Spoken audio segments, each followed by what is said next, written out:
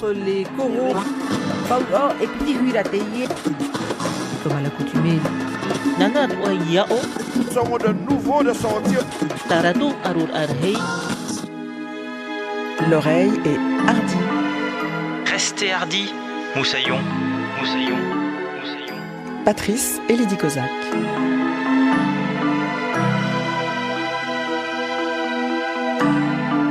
Bienvenue dans l'émission qui fait un pas de deux vers les cultures des Outre-mer. Et c'est de danse, vous l'aurez compris, dont il s'agira cette semaine dans l'Oreille hardie. Comment faire de sa vie une œuvre d'art ? La question se pose aussi pour les corps dédiés à l'art chorégraphique. Comment raconte-t-on sa propre histoire, qui vient aussi croiser l'histoire avec un grand H, l'histoire de ces Outre-mer et de cette France qui, parfois, préfère se fermer les yeux et se cacher quelques vérités. Comment s'inscrivent les joies, les peines, les bonheurs, les douleurs, l'arrachement dans les corps et dans les gestes. Comment se raconter et raconter, c'est ce que nous dira peut-être notre invitée du jour, bien placée pour nous parler de tout cela, puisqu'elle est chorégraphe et interprète. L'occasion aussi de nous dire quelques réalités concernant la danse, concernant les Outre-mer. Comment faire exister cet art malgré l'étroitesse des publics, comment exporter ses talents et les spectacles qui les portent. Au moment où il faut craindre des restrictions de budget plus que drastiques dans le domaine de la culture, quelles appréhensions, quelles solutions se dessinent pour les compagnies artistiques des Outre-mer. Nous effleurerons tous ces sujets. Au creux de notre oreille cette semaine, Myriam Soulange, chorégraphe. Au collège, j'étais le seul élève noir de la classe. Il était presque normal que je sois le premier en gym. S'il y avait eu un cours de danse, j'imagine que j'aurais été le premier, tout simplement parce que personne n'aurait osé relever le défi. Les Noirs sont les meilleurs danseurs, n'est-ce pas ? C'est bien ce que l'on dit. Tout le monde à la recherche d'identité.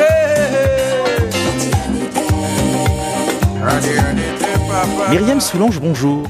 Bonjour. Vous êtes donc danseuse, chorégraphe, vous l'avez dit, et responsable de la compagnie qui porte votre nom. Vous êtes originaire de la Guadeloupe à moitié. Vous le rappelez dans le spectacle dont on va parler dans un instant. Nous nous rencontrons à Paris dans le cadre du festival Everybody que propose chaque année le lieu culturel appelé le Carreau du Temple.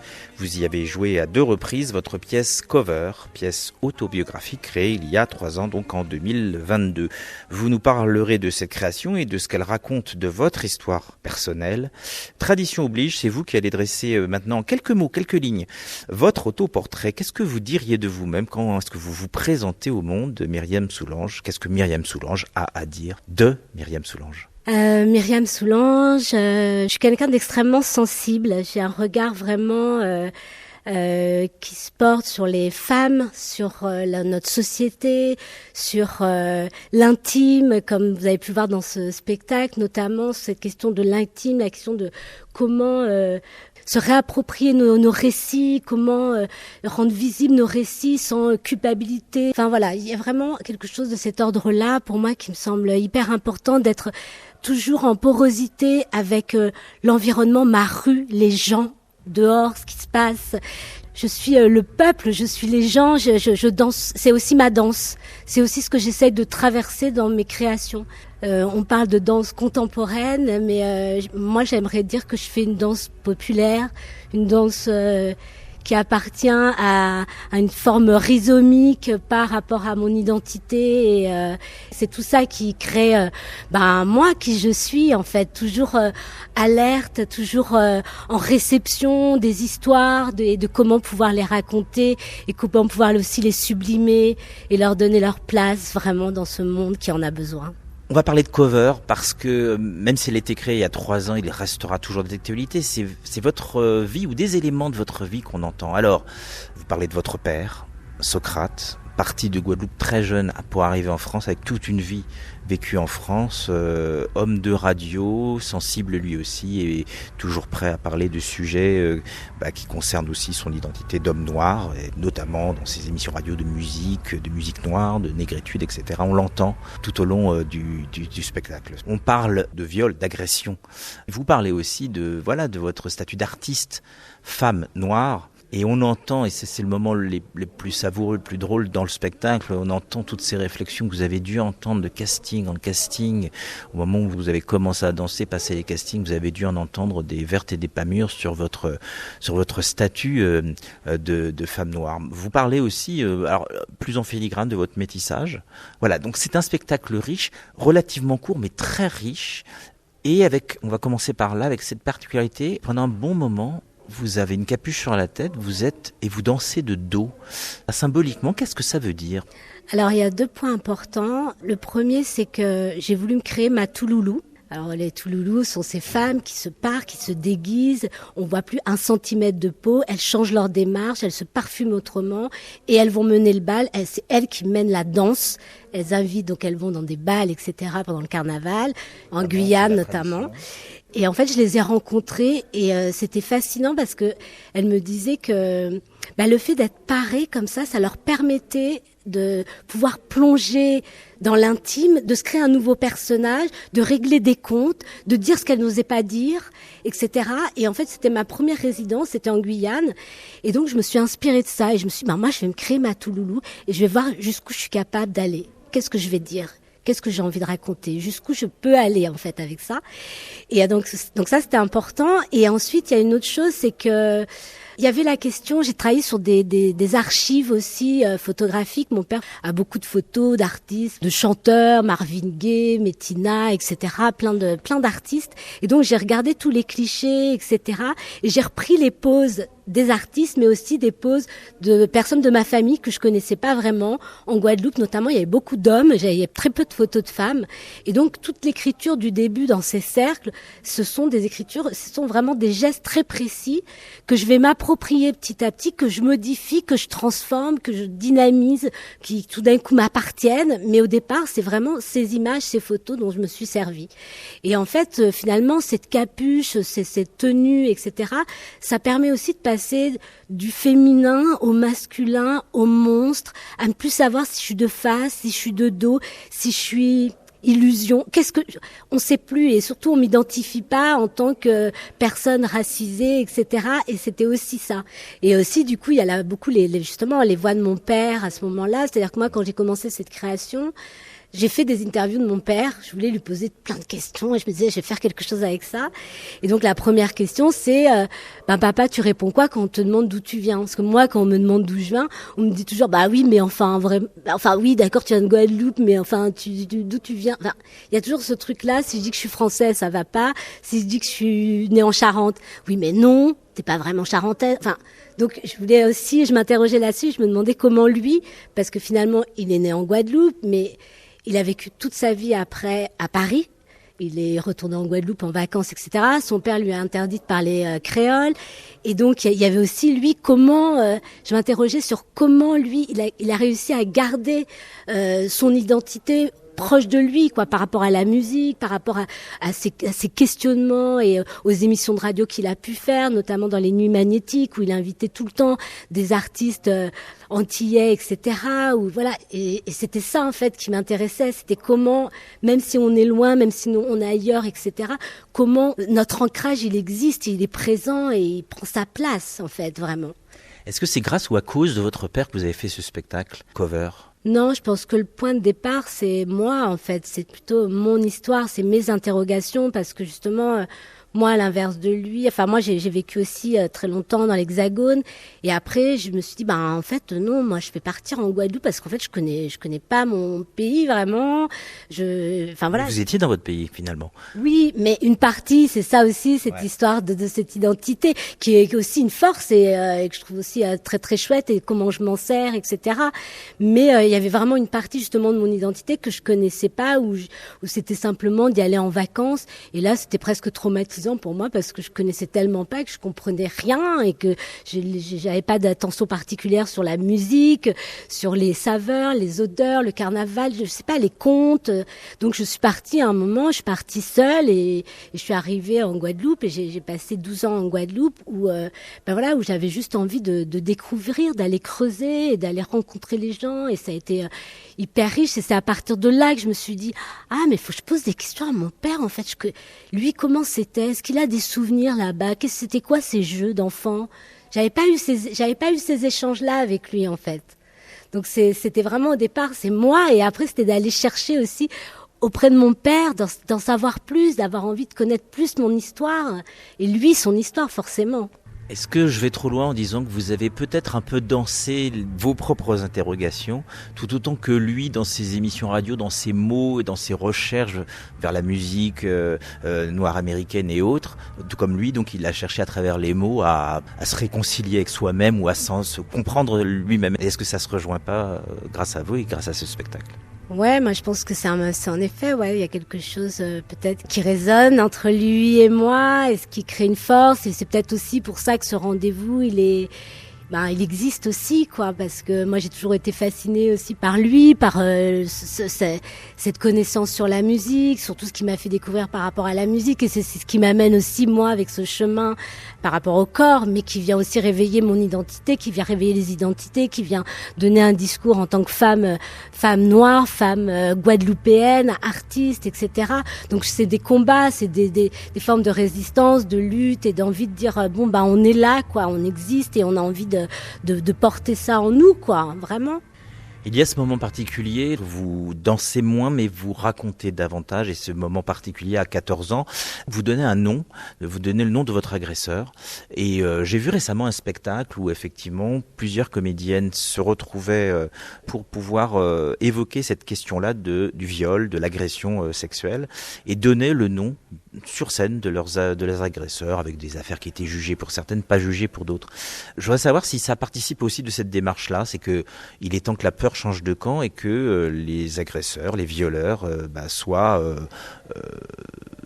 dénoncés, oui, voilà, c'est pas un mot sale, il l'a été à une certaine période, mais là c'est autre chose, c'est que tout ça est tu, tout ça est caché, et il faut aussi le dire, et c'est un mal dont on sait aussi qu'il ronge nos outre-mer. Est-ce que ce moment-là, c'est aussi pour ça, ou c'est un vrai moment libérateur et très très libérateur sur un plan personnel uniquement ? En effet, il y a quelque chose de très personnel parce que j'ai gardé ça très longtemps. En fait, cette histoire, mon père le sait pas. Maintenant, mon père est décédé et donc là, ce spectacle me permet de lui raconter cette histoire-là. Et ma mère l'a su aussi très tard. Donc, il y a quelque chose il y a eu une retenue, de se silencier par rapport à ça, etc. Et donc, pour moi, il y a quelque chose de libérateur, c'est sûr. Mais ce qui a été hyper impactant, enfin ce qui m'a permis d'aller jusque là, c'est parce que j'ai travaillé sur une pièce participative avec des femmes. J'ai monté un projet avec des femmes où j'ai rencontré donc une vingtaine de femmes. C'était des femmes en situation assez difficile, des femmes battues, etc. Et c'était où ? En Guadeloupe. Et très vite, on s'est raconté, en fait. On se racontait nos histoires, etc. Et c'est, en fait, le fait de les rencontrer, d'entendre toutes ces vies cabossées, ces vies abîmées, silenciées, etc. Ça m'a ramené à ma propre histoire et me dire, mais en fait, tu te souviens, Myriam, toi, de cette histoire-là? Et ça n'a jamais été dit, et ça, t'en as jamais parlé. Et en fait, je crois que le fait de partager ce moment avec ces femmes, c'est comme si je racontais mon histoire, mais leur histoire. C'est pas que Myriam, on s'en fout finalement. C'est juste que stop, quoi.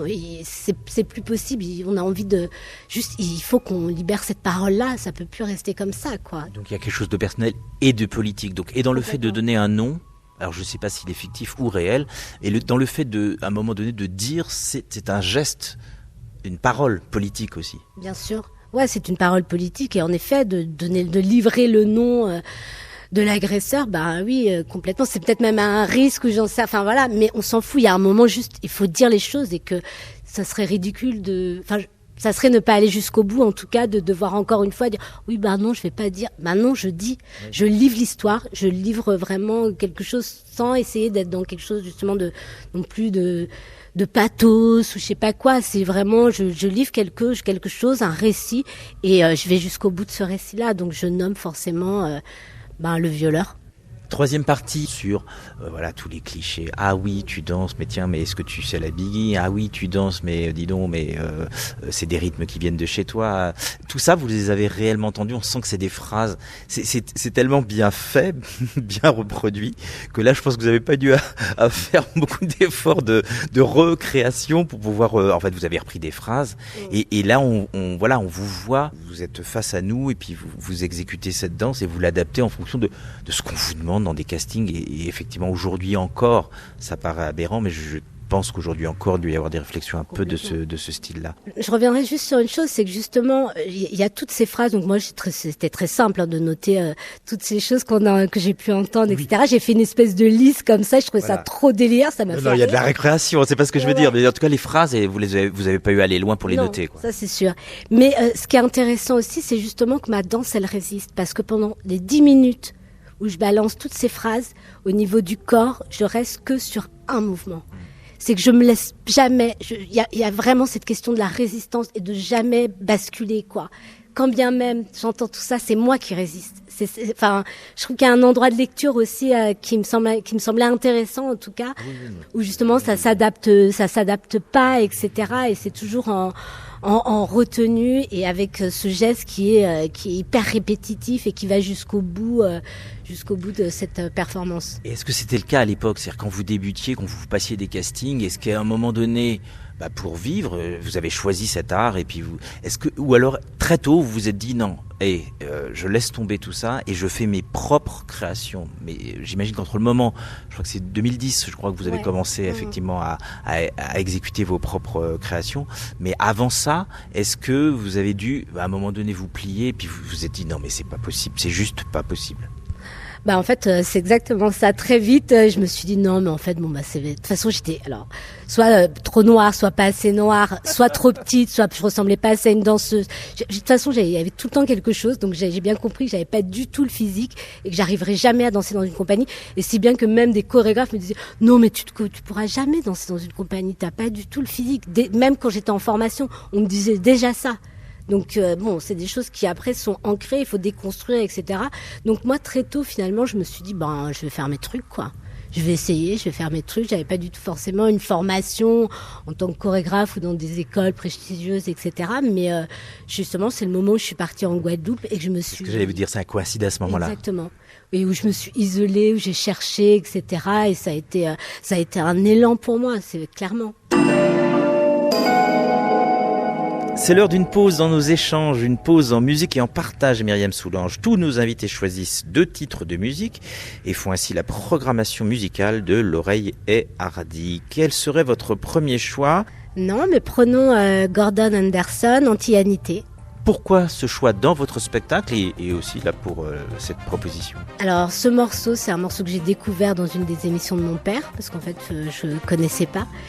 Et je trouve évidemment par rapport à mon histoire et par rapport au dialogue, à cette porosité entre mon père et moi dans la pièce cover, je trouve que ça fait complètement sens en fait d'entendre cette musique. Et puis elle arrive à la fin et c'est un moment aussi pour moi en tout cas de libération dans ce corps où tout se mélange, où je me sens au gros cas, j'ai l'impression il y a quelque chose comme ça de la terre et en même temps du hip-hop, de toutes mes influences qui viennent se rencontrer et qui explosent. C'est une explosion et je trouve que ce morceau il est extra, quoi, vraiment. Rien que pour cette explosion sur scène et aussi sur votre visage quand vous évoquez cette musique-là, on va écouter donc ce titre dont la danseuse Myriam Soulange va se transformer en DJ Myriam pour nous rappeler le titre et l'interprète. Alors, Gordon Anderson, Anti-Anité. Tout le monde à la recherche d'identité. Oh là là. Tout le monde besoin de ça. Mon yoye. Les Sarawak morts en esclavage, mon cher. Les Caraïbes résister, yo ka exister à l'air. Et à ma béquet point la mer. Aller en Afrique, chercher Africain. Africain qui travaille juste en canasé Patego. Oh yeah, encore, anti-anité maman. Anti-anité papa. Yo di nous nuance, spécificité. papa. Tout le monde besoin ça, qui mon yo yeah. L'oreiller hardi, Patrice et Lydie Kozak. De retour auprès de notre invitée Myriam Soulange, danseuse, interprète, chorégraphe pour entre autres votre spectacle solo intitulé Cover, là, que vous avez présenté notamment, je le disais, au festival Everybody à Paris au Carreau du Temple. Vous tournez ces deux spectacles-là, donc le premier en solo, celui dont on vient de parler, Cover, et celui avec Marlène Myrtil, donc Tropique du Képone. Vous étiez notamment à Avignon à la saison dernière. Je parlais de restrictions budgétaires sur la culture et tout ça, on n'en sent pas encore les impacts parce qu'on en reste encore à l'intention, mais ça devrait malheureusement arriver très vite. Ça va s'ajouter à des difficultés qui sont déjà très importantes, notamment pour les compagnies CIS dans les Outre-mer. Ce qui est problématique, c'est-à-dire que nous, par exemple, moi, ma compagnie, je suis une compagnie conventionnée sur 2 ans, et donc sur ces compagnies, il y a quand même un cahier des charges, des demandes, notamment en termes de diffusion. Et déjà pour les compagnies qui sont dans les territoires ultramarins, c'est assez compliqué d'arriver à faire le nombre de dates qui nous sont demandées. Donc là, avec ces problématiques et ces coupes budgétaires, comment nous, on va pouvoir continuer à prétendre à avoir des compagnies conventionnées si on peut pas avoir de visibilité, de diffusion et de résidence, etc. Enfin voilà, quoi, c'est hyper impactant. Et dans ces cadres-là, j'imagine que c'est très très important d'avoir des dates comme celle du Carreau du Temple à Paris, que l'on veuille ou non, voilà, ça draine un public en masse beaucoup plus important. Vous faites 2 dates ici à Paris, dont vous espérez aussi que ça serve de tremplin pour d'autres programmations, notamment dans l'Hexagone. Oui, complètement. Après, moi, c'est vrai que ce qui a changé pour moi, c'est que j'habite à Sète depuis quelques années. Ça m'a permis aussi d'aller rencontrer des personnes, des gens, des lieux, des directeurs et directrices de lieux. Et ça change quand même beaucoup de choses, parce que moi je voyais quand j'étais en Guadeloupe, j'arrivais pas du tout à avoir, j'avais très peu de coproduction, j'arrivais pas vraiment à avoir des résidences dans l'Hexagone. Et ces personnes, elles ont besoin de rencontrer les artistes, et on est vraiment dans quelque chose d'un rapport humain, de sensible et tout ça, et je trouve ça assez chouette. Et là, ça a été vraiment quelque chose qui s'est développé et qui a permis, justement, avec le Carreau du Temple, avec Sandrina Martins, d'avoir une coproduction sur Tropique du Képone, d'être diffusée avec Cover. Elle est attentive à mon travail. Enfin voilà, il y a vraiment la question de la mobilité qui est vraiment hyper importante pour nous, quoi. Quand je dis pour nous, parce que je trouve ça, avec justement, on parlait de Marlène Myrtil, et cette question aussi de se fédérer, d'être ensemble, de pas travailler que pour soi, travailler pour nous tous et toutes, quoi. Moi, j'ai vraiment, c'est quelque chose aussi qui m'anime beaucoup, donc. Voilà, de permettre aux autres aussi, à d'autres chorégraphes et artistes de prendre lien, attache avec ces lieux pour essayer de montrer nos écritures, parce que c'est pas que avoir 1 ou 2 artistes Guadeloupe, Martinique qui diffusent un peu et se dire bravo, regardez, on les voit un petit peu, c'est bien. Mais c'est quand même encourageant donc du coup de savoir que le lien fait que ça peut mieux voyager, quoi. Complètement. Le fait d'être visible, en tout cas ici dans l'Hexagone, ça marche mieux. Complètement, et là on voit bien que finalement il y a un public aussi, les gens ils sont hyper attentifs. Moi je sens toujours une belle écoute et de l'interrogation, et des gens qui ont envie de discuter, donc c'est juste qu'on a été invisibilisés, j'ai envie de dire, hein, c'est tout, on a été oubliés, et que là prenons cette place, quoi, allons-y, et si les directeurs et directrices nous suivent et nous regardent un peu, très bien. C'est l'heure de votre deuxième choix musical, Myriam Soulange. Alors là, moi j'ai envie de parler de Technotronic, Pump Up the Jam. Donc moi j'ai été le cover du groupe Technotronic. C'est ce qui m'a amené à faire de la danse, en fait, vraiment. J'avais, je crois, 16 ans, quelque chose comme ça, 16-17 ans, et j'ai passé, c'est une audition, et puisque Technotronic c'était un produit commercial finalement, et du coup des maisons de production cherchaient plusieurs groupes qui représenteraient Technotronic dans l'Hexagone. Et donc j'ai passé cette audition, donc moi je chantais pas, je dansais pas, je suis arrivée en studio, j'ai fait 2-3 essais, on m'a dit ok c'est super et tout, d'accord, très bien. Et je suis partie en tournée avec des danseurs, etc. Et donc j'ai représenté Technotronic dans le sud de la France. C'est ce qui m'a donné envie après de devenir, de danser, de chanter et tout ça. Et donc en fait je me suis servi de ça aussi, c'est un outil de travail sur toute la pièce, c'est-à-dire de créer, de toujours être le cover un peu de quelque chose. Donc comme c'est Touloulou aussi, comme quand je fais aussi du corps, du rythme, toute cette partie sur l'audition avec toutes ces stigmatisations, ces formes de racisme. Et je trouve que c'est intéressant en fait peut-être d'écouter ce morceau technotronique Pump Up the Chain.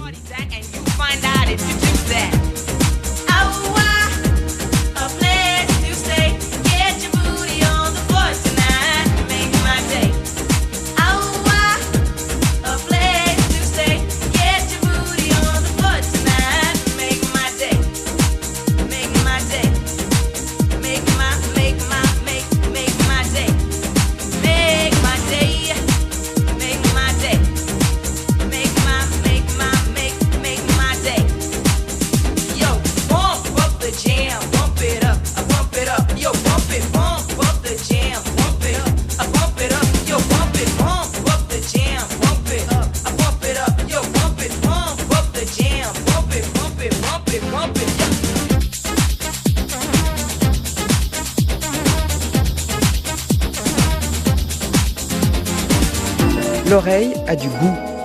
Concilier goût et enfance, c'est le credo d'Anne Bonneau. Elle invite ses interlocuteurs à confier à son micro ce qui a parfumé leur enfance en termes de saveur, de goût ou d'odeur particulière. Et cette semaine, c'est Stéphanie qui se souvient à La Réunion du parfum du jasmin de nuit.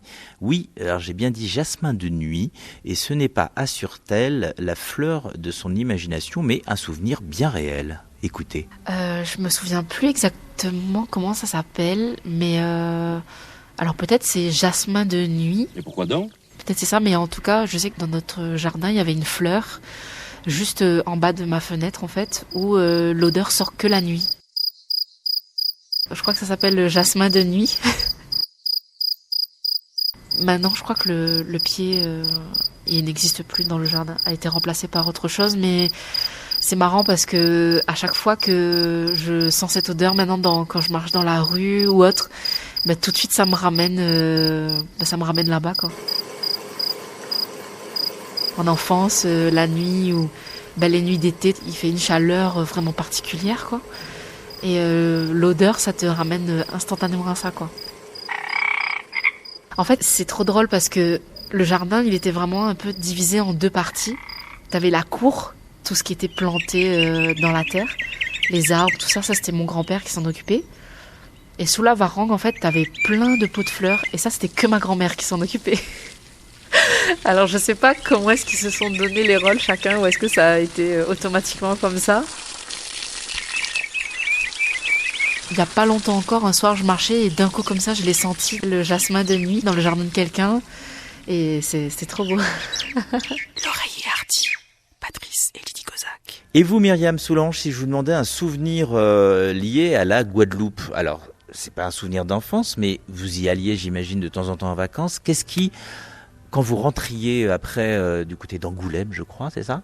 Qu'est-ce qui éventuellement vous restait de cette Guadeloupe-là, enfant, adolescent, et que vous étiez pressé de retrouver aux prochaines vacances, s'il y en avait ? Pas trop. Non, mais pas trop parce que c'est tout simple, c'est parce que j'avais un rapport avec mon père qui était compliqué, et donc du coup je pouvais rien aimer de ces moments-là où où en tout cas au contraire, j'aimais pas qu'on me coiffe, j'aimais pas les coiffures qu'on me faisait. Je me disais que j'aimais pas du tout le zouk et que la musique a été vraiment trop nulle. Enfin voilà, j'étais vraiment dans une rébellion et j'aimais pas la nourriture, j'aimais pas les saveurs, j'aimais juste les mangues et encore. Enfin voilà, il y avait vraiment justement un truc comme si j'avais rien envie d'aimer de la Guadeloupe à ce moment-là. Hein, je me parle vraiment de l'enfance. C'est très bien, ça fera un non-goût. Vous êtes sur la première à évoquer un non-goût, ouais. Et je trouve ça très bien. C'est écoutez, la fin de cette rencontre, de ce moment dans ce podcast L'Oreiller Hardi. Merci Myriam Soulange d'avoir mis vos images, vos pensées, vos mots, votre danse, votre chorégraphie au creux de notre oreille cette semaine. Si je vous demande un rendez-vous à nous donner... Le prochain rendez-vous en termes de diffusion, ça sera avec Tropique du Képon au Manège de Reims. au mois de mai. Et ensuite, justement, la pièce participative avec des femmes aussi au Manège de Reims en juin, qui s'appelle Youé #sororité, qui est une pièce donc qui s'adresse à des amateuristes. Merci encore Myriam Soulange d'avoir accepté notre invitation. Merci à vous de l'autre côté de l'enceinte de nous avoir écoutés et de nous avoir suivis. Rendez-vous sur lapremière.fr, le portail des Outre-mer, pour la réécoute de ce podcast, le fameux replay. Et pour vous abonner, c'est tout aussi simple. Filez vous connecter à une des nombreuses plateformes de podcast et sur les meilleures d'entre elles, vous trouverez l'oreille et Hardy et la clique. Vous suivrez chaque semaine un nouveau numéro de notre petite entreprise culturelle. De la culture, c'est tout ce qu'il vous faut pour vous instruire, vous divertir, soulager certains des petits bobos de l'âme. N'hésitez pas à vous en prescrire sans modération. D'ici la revoyure, restez Hardy Moussaillon. À la semaine prochaine.